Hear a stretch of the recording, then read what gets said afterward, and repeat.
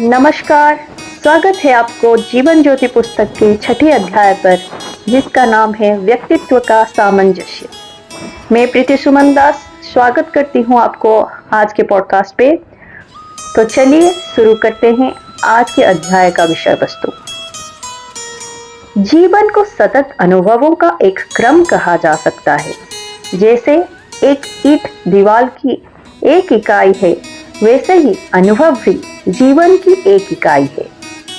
दीवार की मजबूती या कमजोरी उसके निर्माण में प्रयोग की गई ईंटों की गुणवत्ता और बनावट पर आश्रित होती है।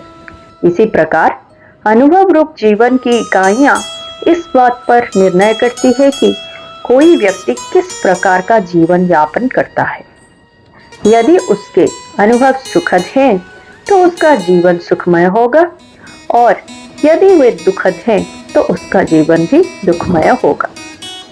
अतः जीवन की समस्या का समाधान यही है कि हम अपने अनुभवों को सही दिशा प्रदान करें। इस देश के धर्म गुरुओं ने इस निर्णय पर आकर अनुभव की संरचना का भलीभांति विश्लेषण किया और देखा कि प्रत्येक अनुभव के 3 आवश्यक अंग हैं: अनुभवकर्ता, अनुभव की वस्तु और दोनों में संबंध स्थापित करने वाली अनुभव की प्रक्रिया।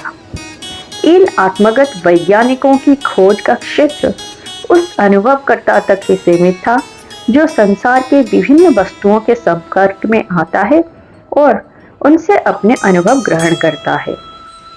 और अधिक विश्लेषण तथा वैज्ञानिक प्रयोगों के बाद उन्होंने यह खोज निकाला कि अनुभवकर्ता 4 विभिन्न व्यक्तित्वों की एक संगठित संरचना है।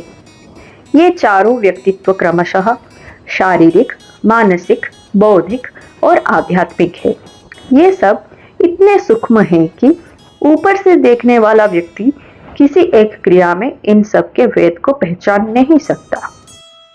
जब कोई अनुभवकर्ता किसी वस्तु के संपर्क में आता है तो उसके व्यक्तित्व के चारों स्तर पर कार्य करने वाले 4 भिन्न उपकरण सक्रिय होते हैं।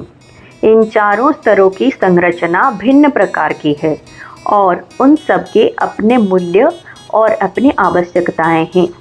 किसी वस्तु के द्वारा कोई परिस्थिति उत्पन्न होने पर उसका अनुभव प्राप्त करने के लिए चारों व्यक्तित्व उठ खड़े होते हैं।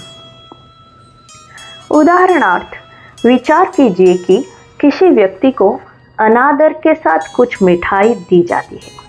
मनुष्य का शरीर उसे खाने के लिए दौड़ पड़ता है और उसके मुंह में पानी आ जाता है।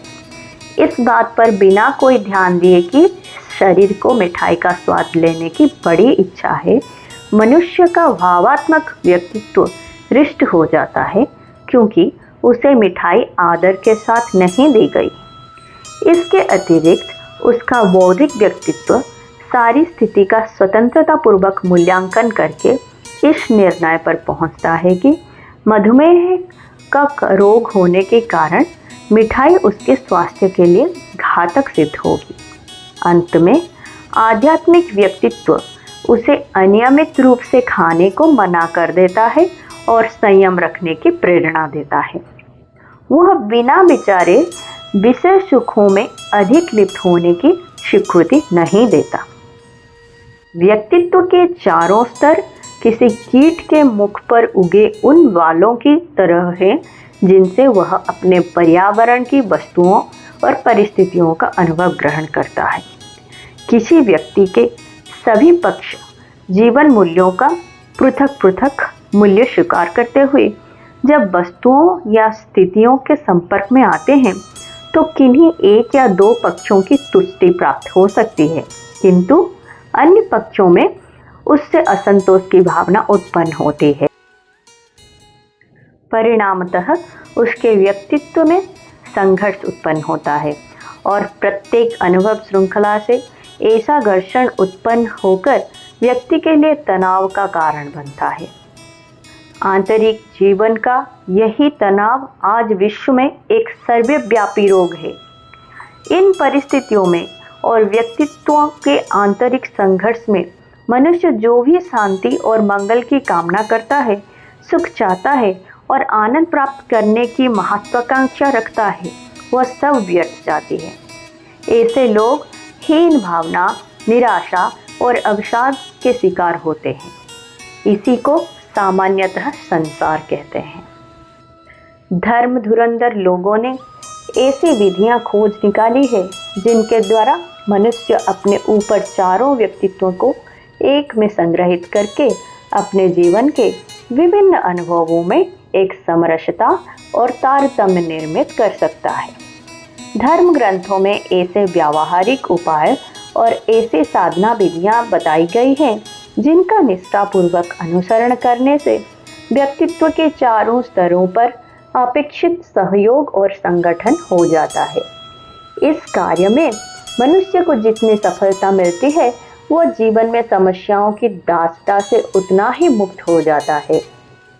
इसमें संदेह नहीं कि शास्त्रों में अधिक स्वस्थ और विवेकपूर्ण जीवन जीने का मार्ग बताया गया है, किंतु हम दृढ़ निश्चय और सतत प्रयास के द्वारा ही उसका अनुसरण कर सकते हैं।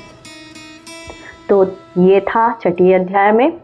सुनने के लिए बहुत बहुत धन्यवाद। नमस्कार।